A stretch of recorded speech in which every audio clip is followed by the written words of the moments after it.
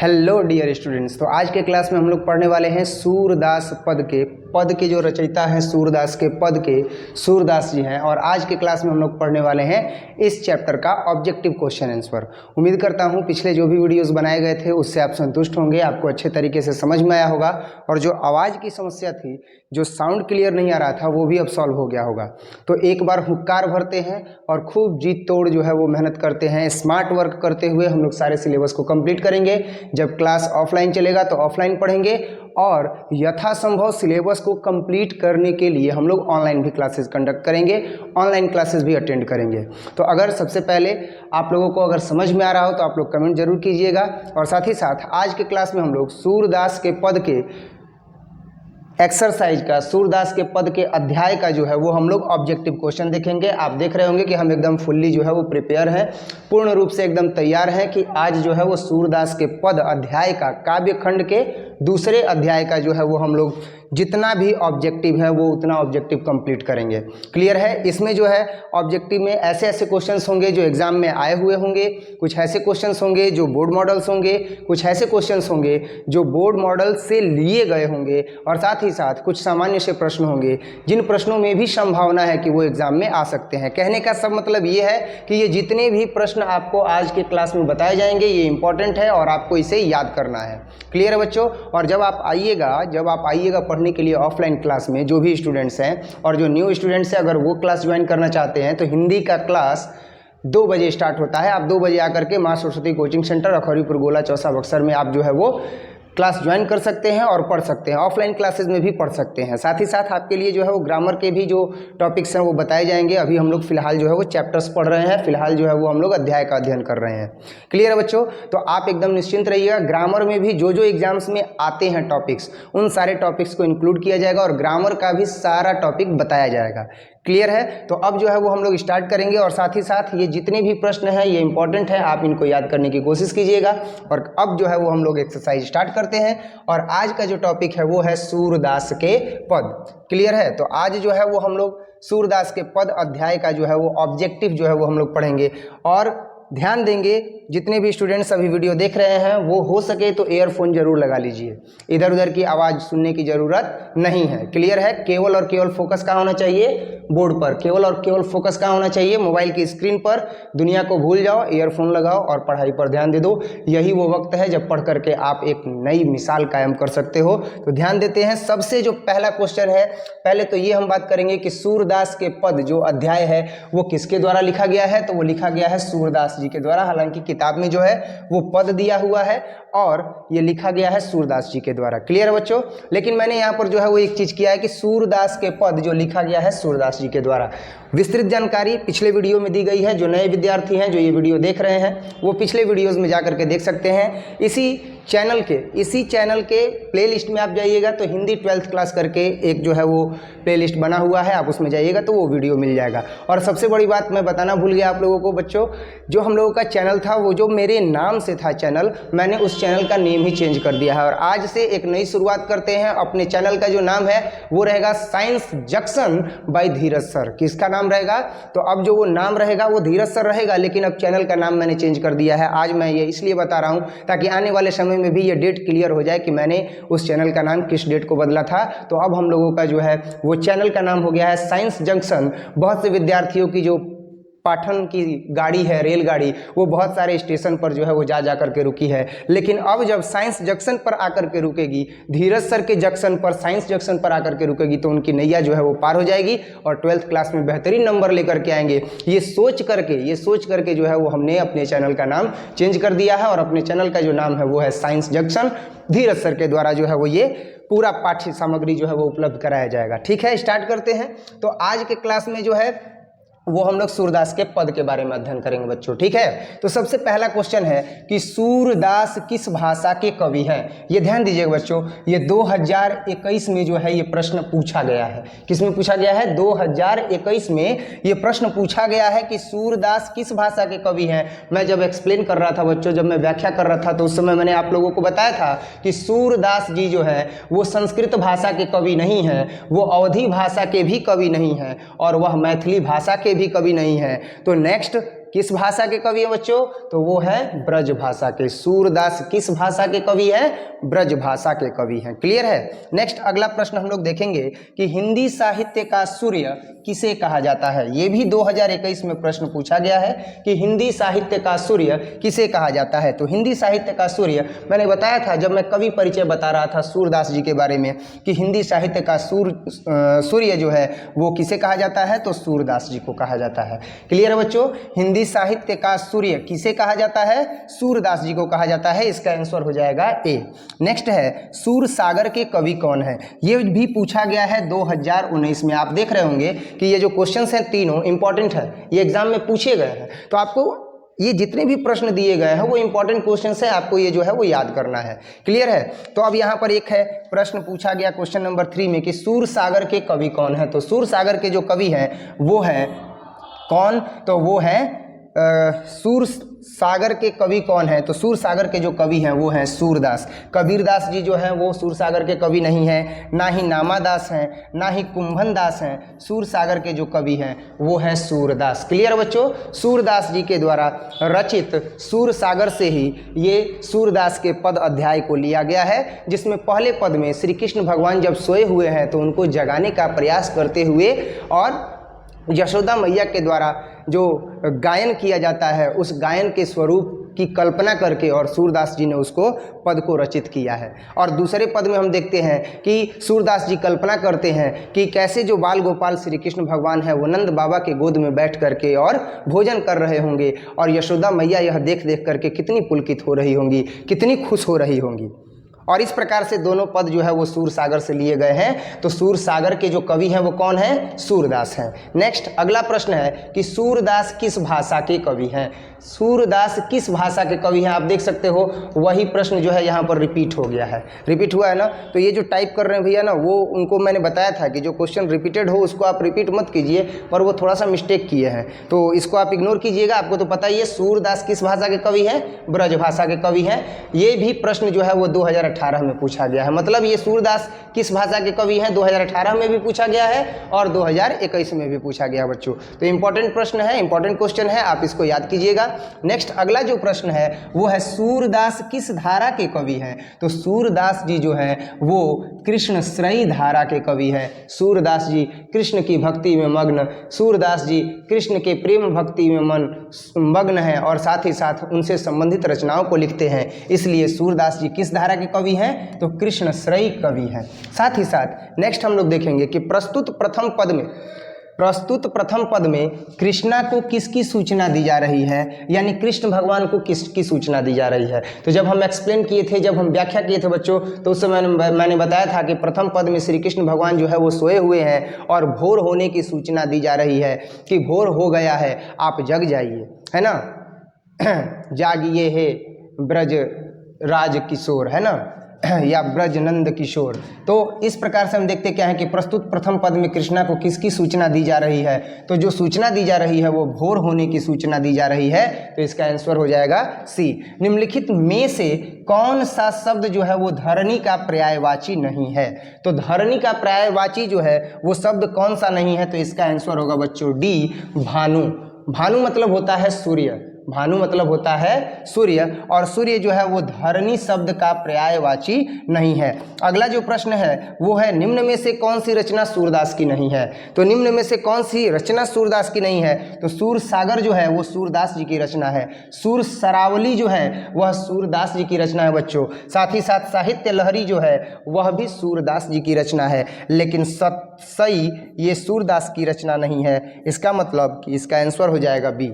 इसका मतलब हो गया कि सूरदास जी की रचना कौन नहीं है बच्चों। तो सतसई जो है वह सूरदास की रचना नहीं है। नेक्स्ट इसके आगे जो है वो हम लोग अगला प्रश्न देखेंगे। अभी जितना भी बोर्ड पर दिख रहा है प्रश्न, हम लोग उसी के हिसाब से जो है वो हम सॉल्व करेंगे और आप लोग जो है वो इसे देखिएगा, समझिएगा। और साथ ही साथ जब आपको दिया जाएगा इसका PDF, तो आप उस PDF को जो है वो सामने रखिएगा वीडियो के, और वीडियो देखते समय जो है वो सामने रख करके और उस पर टिक लगाते चलिएगा और घर पर बैठ करके खूब सुंदर से याद कीजिएगा। उम्मीद करता हूँ ये तो अभी याद हो गया होगा आपको, ठीक है। तो अब जो है वो हम लोग अगला प्रश्न देखेंगे, और अगला प्रश्न है कि सूरदास को किस चीज़ की भूख है। सूरदास को किस चीज की भूख है? अगला प्रश्न यही है। तो सूरदास जी को है भूख, जो वो भूख क्या है? तो वो भूख है कृष्ण के जूठन की। किसकी भूख है भाई? श्री कृष्ण के जूठन की भूख जो है वह सूरदास जी को है। अंतिम पद में उन्होंने स्पष्ट भी किया है कि उनका जो भूख है, उनकी जो चाह है वो ये है कि वह श्री कृष्ण के जूठन को खाना चाहते हैं। यानी जो खाते समय श्री कृष्ण भगवान के मुख से जूठन गिर गया है, उस जूठन को वह खाना चाहते हैं। तो सूरदास को किस चीज़ की भूख है? श्री कृष्ण के जूठ की भूख है, या जूठन की जो है वह भूख है। नेक्स्ट है कि सूरदास किस मुगल शासक के समकालीन थे? तो सूरदास जी अकबर के जो है वह अकबर मुगल शासक और उनके जो है वो शासक काल के समकालीन थे, यानी उनके ही शासन में ये थे। तो सूरदास किस मुगल शासक के समकालीन थे? अकबर। इसका आंसर क्या हो जाएगा बच्चों? इसका आंसर हो जाएगा सी, अकबर। नेक्स्ट, सूरदास के द्विधा गुरु कौन थे जिन्होंने इन्हें दीक्षा दी थी? तो वल्लभाचार्य थे। ये मैंने कवि परिचय में बताया था बच्चों कि सूरदास जी के जो गुरु थे वो कौन थे? वल्लभाचार्य। तो देखिए इसका ऑप्शन जो है वो सी है, तो इसका आंसर हो जाएगा सी। वल्लभाचार्य जी जो थे वो सूरदास के द्विधा गुरु थे। उम्मीद करता हूं आपको ये वीडियो समझ में आ रहा होगा। और ये भी अगर कोई नए विद्यार्थी हैं तो ये भी बात है कि अगर उन्हें नहीं समझ में आ रहा है तो एक बार पिछला वीडियो जा करके और आप जरूर देख लीजिए, ठीक है। एक बार आप पिछला वीडियो जा करके देखिएगा जिसमें पूरा जो है वो भावार्थ बताया गया है कविता का वन शूट में, तो फिर ये आपको समझ में आएगा। और देखने के लिए करना क्या है, तो आप इसी चैनल के प्लेलिस्ट में जाइए, साइंस जंक्शन के प्लेलिस्ट में जाइए। चैनल का नाम है साइंस जंक्शन, और प्लेलिस्ट में जाकर के हिंदी 12th क्लास का जो प्लेलिस्ट है उसको आप ओपन कीजिए, और ओपन करने के बाद जो है वहाँ पर वो वीडियो आपको दिख जाएगा, ठीक है। तो अभी जो हम हैं वो देख रहे थे कि सूरदास के द्विधा गुरु कौन थे? तो द्विधा गुरु जो थे वो थे वल्लभाचार्य। बाकी जो वो वीडियो देखे हैं उनको तो समझ में आ ही रहा होगा, है ना। नेक्स्ट जो है वो यहाँ पर प्रश्न है कि कंवल कुसुम, कैवल नहीं है ये क्या है? कंवल कुसुम क्या है? कंवल कुसुम फूले नर नारी सूर श्याम में कौन सा अलंकार है? बच्चों एक चीज़ ध्यान देना, जब मैं ये कविता पढ़ रहा था गा करके तो आप देखे होंगे कि मैं कंवल कुसुम को जो है वो बार बार रिपीट कर रहा था, नर नारी को भी बार बार जो है वो दोहरा रहा था, सूर श्याम को भी मैं बार बार दोहरा रहा था। जब कभी भी अगर शब्दों को दोहराया जाता है तो वो जो होता है वो अनुप्रास अलंकार होता है बच्चों। तो इसलिए ये जो शब्द दिए गए हैं कंवल कुसुम फूले नर नारी और सूर श्याम, तो ये जो शब्द दिए गए हैं इनमें अनुप्रास अलंकार है। यह अनुप्रास अलंकार में शब्दों को बार बार दोहराया जाता है बच्चों। तो इससे पता चल रहा है कि इसका आंसर क्या होगा? ए होगा। प्रथम पद में गायें किस ओर दौड़ती हैं? तो प्रथम पद में जो गायें हैं वह बछड़ों को दूध पिलाने के लिए सुबह हो गया है तो बाड़े की ओर दौड़ती हैं, जहाँ पर बछड़े बंधे हुए हैं वहाँ पर दौड़ती हैं दूध पिलाने के लिए। अगला जो प्रश्न है बच्चों वो है कि सूरदास के काव्य की भाषा कौन सी है? चूंकि सूरदास जी जो है वो ब्रज भाषा में लिखा करते थे, तो इनके काव्य की समस्त काव्य की जो भाषाएं हैं वो किसमें हैं? तो ब्रज भाषा में है बच्चों। इसलिए इसका जो आंसर हो जाएगा वो क्या हो जाएगा? डी हो जाएगा। क्लियर है? अगर आपको ऐसा लग रहा है कि सर बड़ा जल्दी जल्दी पढ़ा रहे हैं तो आप एक बार जो है वो कमेंट कीजिएगा। मैं जो है वो फिर से इस वीडियो को जो है वो कोशिश करूंगा कि जो इस वीडियो के पार्ट में अगला वीडियो होगा उसको मैं धीरे धीरे बताऊं, ठीक है बच्चों। तो अभी जो है ऐसा है कि ये टॉपिक हम लोगों ने पूरे अच्छे तरीके से एक्सप्लेन कर लिया है, और एक्सप्लेन कर लिया है तो उम्मीद करता हूँ कि आप सब लोगों को बढ़िया से समझ में आ गया होगा। और समझ में आए भी क्यों ना, समझ में आना ही चाहिए, समझ में आना ही पड़ेगा, क्योंकि आप मेहनत कर रहे हैं, आप जो है वह मेहनती हैं, मेहनत कर रहे हैं, तो डेफिनेटली जो है वो आपको समझ में आएगा। और नहीं कर रहे हैं तो करना स्टार्ट कर दीजिए, ठीक है। नहीं कर रहे हैं तो करना स्टार्ट कर दीजिए, क्योंकि ये 4 महीने की मेहनत जो है वो आपको जीवन में आगे लेकर के जाएगी बच्चों। 10+2 का सर्टिफिकेट आ जाए इसके बाद फिर तो हम BSc में जो है वो गर्दा कर ही देंगे। BSc का जो है वो हम फिर से एग्ज़ाम देंगे और बेहतरीन अंक लेकर के आएंगे, और साथ ही साथ कंपटीशन की भी तैयारी करेंगे और बेहतरीन परिणाम लेकर के आएंगे, बेहतरीन जॉब लेंगे, और तब तो एकदम मस्त जीवन बीतेगा। तो मेहनत से पीछे नहीं हटना है, मेहनत करते रहना है। नेक्स्ट अगला जो है वो हम लोग प्रश्न देखेंगे। अगला प्रश्न जो है वो है कि सूरदास के काव्य में किस रस का प्रयोग हुआ है? जब मैं ये एक्सप्लेन कर रहा था बच्चों तो मैंने बताया था कि सूरदास जी ने ये जो पद लिखा है उस पद में वे व्याख्या किस चीज़ का करते हैं? तो इस पद में वो व्याख्या करते हैं किसका? तो इस पद में जो है वो व्याख्या करते हैं वात्सल्य रस का। किसका करते हैं बच्चों? तो इस पद में जो है वो व्याख्या करते हैं किस रस का, तो वात्सल्य रस का जो है वो व्याख्या करते हैं। सूरदास के काव्य में किस रस का प्रयोग हुआ है, तो सूरदास जी के काव्य में वात्सल्य रस का जो है वो प्रयोग हुआ है, वात्सल्य रस को उन्होंने प्रदर्शित किया है। वात्सल्य रस का मतलब क्या होता है बच्चों, वात्सल्य रस का मतलब होता है मातृ पितृ प्रेम, यानी कि माता का प्रेम, पिता का प्रेम, और वो प्रेम बच्चे के प्रति है, समर्पण है, अथाह प्रेम है। अथाह प्रेम का मतलब अनंत प्रेम है, वह प्रेम कभी समाप्त होने वाला नहीं है। और उस प्रेम की जो व्याख्या है इस पद के माध्यम से मिलती है, इस पद के माध्यम से सूरदास जी ने प्रदर्शित की है। इससे पता चलता है कि सूरदास जी के काव्य में किस रस का प्रयोग हुआ है, तो वात्सल्य रस का प्रयोग हुआ है। एक तरफ जो यशोदा मैया है, प्रथम पद के माध्यम से सूरदास जी ने चित्रण किया है कि यशोदा मैया किस प्रकार से अपने बच्चे को, किस प्रकार से श्री कृष्ण को जो है वो जगा रही होंगी, और एक तरफ जो है द्वितीय पद में यह दिखाया गया है कि नंद बाबा की गोद में किस प्रकार से कृष्ण भगवान बैठ करके, छोटे से बाल्य कृष्ण बैठ करके और भोजन कर रहे होंगे, और उन परिदृश्यों को दिखाया गया है। एक तरफ जो है वह मातृ प्रेम दिखाया गया, तो दूसरी तरफ मातृ और पितृ दोनों ही प्रेमों को दिखाया गया, यानी माता पिता दोनों के प्रेमों को दिखाया गया बच्चों। इससे यह पता चलता है कि सूरदास के काव्य में किस रस का प्रयोग हुआ है, वात्सल्य रस का प्रयोग हुआ है, क्योंकि वात्सल्य रस ही वही है जिसमें मातृ और पितृ प्रेम जो है वह छुपा हुआ हो और प्रदर्शित किया गया हो। कृष्ण कहाँ बैठ करके भोजन कर रहे हैं, अभी तो इसका जवाब दिए थे कि कृष्ण जी जो हैं वह नंद की गोद में बैठ करके जो है वो भोजन कर रहे हैं। कई बच्चे गलत कर देते हैं कि कृष्ण भगवान है, हिंदी पढ़ना नहीं है, लगता है कि हिंदी आसान है, वो तो हिंदी ऐसे ही हम निकाल लेंगे, और नंबर रहता है 45, 30, 60, तो कहते हैं कि नंबर हिंदी में कम आ गई है ना, तो हम तो हतना नंबर लेके आए रहती, हमारे डिस्ट्रिक्ट में पोजीशन रही, हतना नंबर आइल बा, हम डिस्ट्रिक्ट में टॉप कर रहती। तो जे नहीं पढ़ रह जा, ऑनलाइन कम से कम पढ़ रह जा।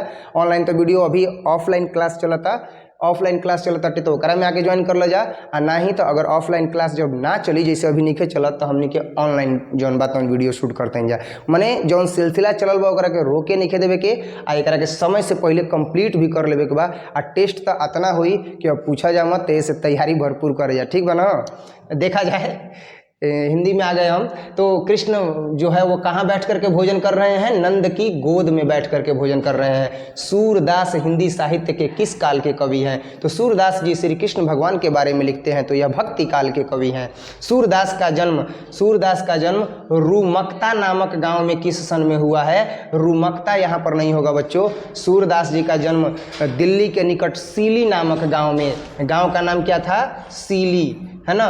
तो सूरदास जी का जन्म दिल्ली के निकट जो है वह सीली नामक गांव है, वहां पर हुआ था। तो कब हुआ था, 1478 ईस्वी में सूरदास जी का जन्म हुआ था, और यह अनुमानित तिथि है। नेक्स्ट जो है वो अगला प्रश्न है, कृष्ण भक्ति शाखा के कवि कौन है, सूरदास जी से बढ़ करके कौन हो सकता है, सूरदास जी से अच्छा वर्णन कौन कर सकता है कृष्ण लीलाओं का। अतः यहाँ पर हम कह सकते हैं, हमने पढ़ा भी है, हमने जाना भी है कि सूरदास जी जो हैं वह कृष्ण भक्ति शाखा के कवि हैं। अगला जो प्रश्न है वो है कि प्रस्तुत पद में कृष्ण को किसको सूचना दी जाती है, यानी किसकी सूचना दी जाती है। ये प्रश्न भी रिपीटेड है, घबराने की जरूरत नहीं है, हमें पता है भोर होने की सूचना दी जाती है, सुबह होने की सूचना दी जाती है। सूरदास हिंदी साहित्य के किस काल के कवि हैं, तो अभी यहीं पर तो था ये, सूरदास जो है वह किस काल के कवि हैं। यहाँ देखिए कृष्ण भक्ति शाखा के कवि हैं, तो कौन है, तो सूरदास जी। अब यहाँ प्रश्न जो है वो घुमा दिया गया और पूछा गया कि सूरदास जी हिंदी साहित्य के किस काल के कवि हैं, तो भक्ति काल के कवि हैं। कौन सी रचना सूरदास जी की नहीं है, ये भी प्रश्न रिपीटेड है, ये जो है आंसर होगा सतसई। कौन सी रचना सूरदास जी की नहीं है, तो सूरसागर जो है वो सूरदास जी की रचना है, साहित्य लहरी जो है वो सूरदास जी की रचना है, सूर सारावली जो है वो किसकी रचना है, तो सूरदास जी की है, सतसई जो है वह सूरदास जी की रचना नहीं है बच्चों, तो इसका आंसर होगा डी। अगला जो प्रश्न है वो है कौन सी रचना सूरदास की है, तो कौन सी रचना सूरदास जी की है, सूरसागर, क्योंकि ये प्रथम और द्वितीय पद किससे लिया गया है, सूरदास जी के। सूरसागर जो लिखा गया है, सूरदास जी के द्वारा सूरसागर लिखा गया है, उसी से यह लिया गया है बच्चों। इसलिए कौन सी रचना सूरदास की है, तो सूरसागर जो है वह सूरदास जी की रचना है। अगला प्रश्न है कि सूरदास किस चीज़ की भूख है, यानी सूरदास जी को किस चीज़ का भूख है। ये भी रिपीटेड जो है वो क्वेश्चन है, और मैं रिक्वेस्ट करूंगा कि जो भैया जो हैं वो जो टाइप कर रहे हैं वो इस प्रकार के रिपीटेड क्वेश्चंस जो है वो न लिखें। ये सूरदास जी किस चीज़ सूरदास जी को किस चीज़ की भूख है, ये प्रश्न जो है वो आ गया फिर दोबारा। इसके आगे भी हो सकता है कि हो, आप इसको थोड़ा सा मेंटेन कीजिए भैया। तो ये जो है वो हो जाएगा कृष्ण की जूठन की जो है वो सूरदास जी को भूख है। सूरदास जी को भूख किसकी है, तो श्री कृष्ण जी के जूठन की जो है उनको चाह है, उनको भूख है कि श्री कृष्ण भगवान का जो है वह जूठन ही हमको मिल जाए।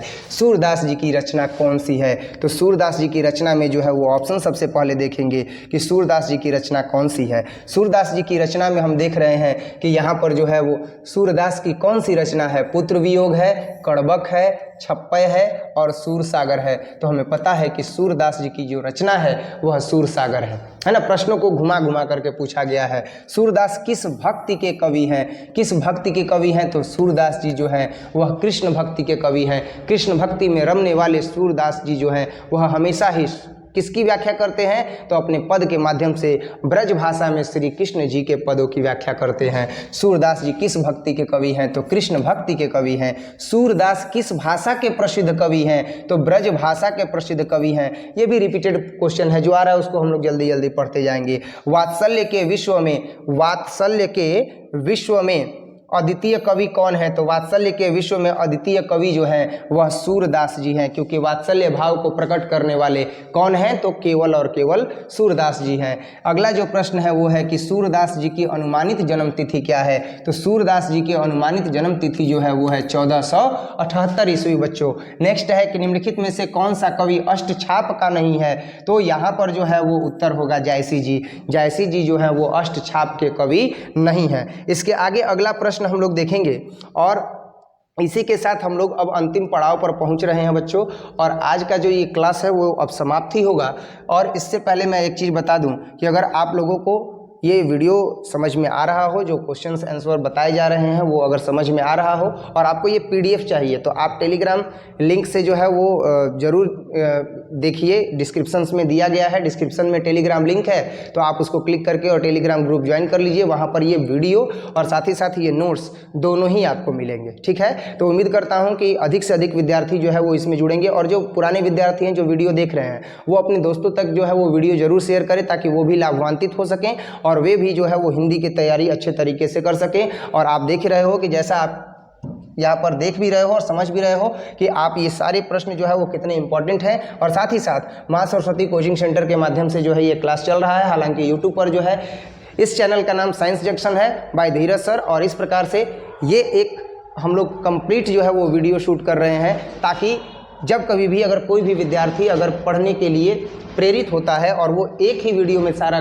चीज़ देखना चाहता है, सारे ऑब्जेक्टिव्स देखना चाहता है, तो वो देख सकता है, तैयारी कर सकता है। सोने से पहले भी एक बार वीडियो जो है वो देखेगा, कान में ईयरफोन लगा करके देखते देखते सो जाएगा, सारा ऑब्जेक्टिव याद हो जाएगा। इस बात की फुल गारंटी है। क्लियर है बच्चों। तो इस तरीके से जो है वो हम देख रहे हैं और अब जो है हम आगे बढ़ेंगे। और सबसे बड़ी चीज़ तो ये है ना कि आप खुद मोटिवेट हो सकते हो, पढ़ने के लिए प्रेरित हो सकते हो, जब आप अपने आप को समर्पित करोगे, जब आपको ये समझ में आ जाएगा कि नहीं मुझे तो पढ़ना है, मुझे कुछ करना है। क्लियर है ना। तो इस तरीके से जो है वो हम तैयारी करेंगे, साथ ही साथ बीच बीच में मोटिवेट भी करते रहेंगे। लेकिन फिर भी आपको जो है वो अगर ये नोट्स चाहिए तो आप टेलीग्राम ग्रुप जरूर ज्वाइन कीजिए। और साथ ही साथ अगर आप इस चैनल पर नए हैं तो यूट्यूब चैनल को सब्सक्राइब कीजिए और बेल आइकन को दबाना मत भूलिए, ताकि जितने भी नए वीडियोज़ आएंगे उसके अपडेट आप तक पहुँचते रहें, साथ ही साथ उसका नोटिफिकेशन आप तक पहुँचता रहे, जो भी कोचिंग से रिलेटेड नोटिफिकेशन है वो आप तक पहुँचता रहे। ठीक है। नेक्स्ट अगला जो प्रश्न है वो हम लोग देखेंगे। और अगला प्रश्न जो है वो है 31 नंबर क्वेश्चन है। और 31 नंबर क्वेश्चन जो है वो ये है कि कछुक खात कछु धरनी गिरावत, कछुक खात कछु धरनी गिरावत, छवि निरखती नंद रनिया, छवि निरखती नंद रनिया। ये गाए जाने का जो है वो पद है। तो इसी से पता चलता है कि अनुप्रास अलंकार है, जो मैंने उस समय बताया था बच्चों। तो ये अनुप्रास अलंकार है। तो कछुक खात कछु धरनी गिरावत, छवि निरखती नंद रनिया में कौन सा अलंकार है, दोहराया जा रहा है तो अनुप्रास अलंकार है। कमल कुसुम फूले नर नारी सूर श्याम में कौन सा अलंकार है। तो इस प्रकार से हम देखते हैं कि इसमें भी जो है वो अनुप्रास अलंकार है। देख रहे हैं ना, रिपीटेड क्वेश्चन है। नेक्स्ट, साहित्य लहरी किसकी रचना है। तो साहित्य लहरी जो है वो सूरदास जी की रचना है। सूरदास की रचनाओं में भाषा क्या है। तो सूरदास की रचनाओं में भाषा जो है वो ब्रज भाषा है। और सूरदास किस मार्ग में जो है वो दीक्षित हुए। ये प्रश्न का उत्तर हम लोग देखेंगे। सबसे पहले ये कि सूरदास की कीर्ति है, तो सूरदास की कीर्ति जो है वो साहित्य लहरी है। और सूरदास जी के द्वारा जो सूर सागर लिखा गया है, उस सूर सागर के बारे में यहाँ पर पूछा गया है कि सूर सागर किस भाषा में रचित है। तो सूर सागर जो है वो ब्रज भाषा में रचित है। सूरदास के संकलित पदों में कौन रस है। तो सूरदास के संकलित पदों में वात्सल्य रस है। कवियाँ का क्या अर्थ होता है। तो कवियाँ का जो अर्थ होता है वो क्या होता है, गोद होता है। कवियाँ नहीं है, कनियाँ। यहाँ पर क्या है बच्चों, ये कवियाँ नहीं है, ये क्या है, कनियाँ। कनियाँ का क्या अर्थ होता है। तो कनियाँ का जो अर्थ होता है वो क्या होता है, गोद होता है। और अगला प्रश्न है कि भगवान श्री कृष्ण किस कवि के पूज्य थे। तो भगवान श्री कृष्ण जो है वो सूरदास जी के जो है वह पूज्य थे। अर्थात भगवान श्री कृष्ण जो है वो सूरदास जी के पूजनीय थे। अगला जो प्रश्न है बच्चों, वो अगला प्रश्न है कि सूरदास किस मार्ग में दीक्षित हुए। तो सूरदास जी जो है वो दीक्षित हुए हैं, तो वो हुए हैं किसमें, पुष्टि मार्ग में। वो किसमें हुए हैं, पुष्टि मार्ग में। पुष्टि मार्ग में जो है वह सूरदास जी दीक्षित हुए हैं। और वल्लभाचार्य से मिलने से पूर्व सूरदास किस भाव के पद गाते थे। दैन्य भाव के पद गाया करते थे सूरदास जी। जब तक वल्लभाचार्य जी से वो नहीं मिले थे तब तक वह दैन्य भाव की जो है वह गीतों को, दैन्य भाव के पदों को वह व्याख्यात किया करते थे, लिखा करते थे। सूर सागर किसकी रचना है। तो सूर सागर जो देखिए कितने बार जो है वो घुमा घुमा करके प्रश्न पूछा है, और ये तो रिपीटेड भी क्वेश्चंस हो जा रहा है। हालांकि अब हम यहाँ पर फिर से रिपीट ही कर देते हैं कि सूर सागर किसकी रचना है। तो सूर सागर जो है वह सूरदास जी की रचना है। द्वितीय पद में किस खाद्य पदार्थ का उल्लेख नहीं हुआ है। तो अपपू का जो है वो उल्लेख नहीं हुआ है द्वितीय पद में। और नेक्स्ट जो है वह कृष्ण भक्ति शाखा के कवि कौन है। तो कृष्ण भक्ति शाखा के कवि जो है वह सूरदास जी हैं। कई जगह प्रश्नों को तो घुमा करके पूछा है, और 2 या 3 प्रश्न ऐसे हैं जो रिपीटेड हैं। तो जो रिपीटेड प्रश्न है अच्छा है, मिस्टेक हो गया है तो उससे इंस्पिरेशन लेना है, आगे से मिस्टेक नहीं होगा कि वो प्रश्न जो है वो बार बार आए। और साथ ही साथ उम्मीद करते हैं कि ये सारा ऑब्जेक्टिव जो मैंने बताया है वो आपको अच्छे से समझ में आ गया होगा। जैसे कृष्ण भक्ति शाखा के कवि कौन है, तो ये सूरदास जी हैं। कई ऐसे प्रश्न हैं कि व्याख्या होने के बाद भी आपको अच्छे से जो है वो समझ में आ गया होगा अगर आपने वीडियो देखा होगा, ठीक है। लेकिन आज के क्लास में हम लोग इतना ही प्रश्न देखेंगे, साथ ही साथ सूरदास जी की से संबंधित जो है वो कुछ महत्वपूर्ण तथ्यों को हम लोग जानेंगे कि सूरदास जी का जो जन्म है वो अनुमानतः 1478 ईस्वी में दिल्ली के निकट सीही नामक ग्राम में हुआ था। दिल्ली के निकट कहाँ हुआ था, सीही नामक ग्राम में हुआ था। और इनका निधन जो है वो 1583 ईस्वी में हुआ था। इनका निवास स्थान ब्रज क्षेत्र में क्रमशः गऊ घाट, वृंदावन, पारसोली ग्राम था। और स्वयं अध्ययन करके इन्होंने ज्ञान को अर्जित किया था। इनके पास कोई डिग्री नहीं थी, इन्होंने खुद ही अध्ययन किया था और ज्ञान को अर्जित किया था। इनके दीक्षा गुरु महाप्रभु वल्लभाचार्य थे। और इनके दीक्षा काल का समय 1509 से 10 जो है वो अनुमानतः है। 1509 से 10 के बीच में जो है इन्होंने वल्लभाचार्य जी से जो है वह दीक्षा ग्रहण की थी। यहाँ दिया गया जो पद है, जो दोनों पद हम लोग पढ़ रहे थे, कविता सूर सागर से लिया गया है, जिसकी रचना श्रीमद् भागवत के 12 स्कंदों से हुई है। और सूरदास की प्रसिद्धि का मुख्य आधार जो है वह सूर सागर ही है। और इस प्रकार से सूरदास जी के बारे में भी हम लोगों ने यहाँ पर महत्वपूर्ण बिंदुओं को देख लिया है बच्चों। तो अगर आपको ये वीडियो समझ में आ गया होगा, अगर ये वीडियो अच्छे से आप देख करके और संतुष्ट होंगे तो ज़रूर बताइएगा।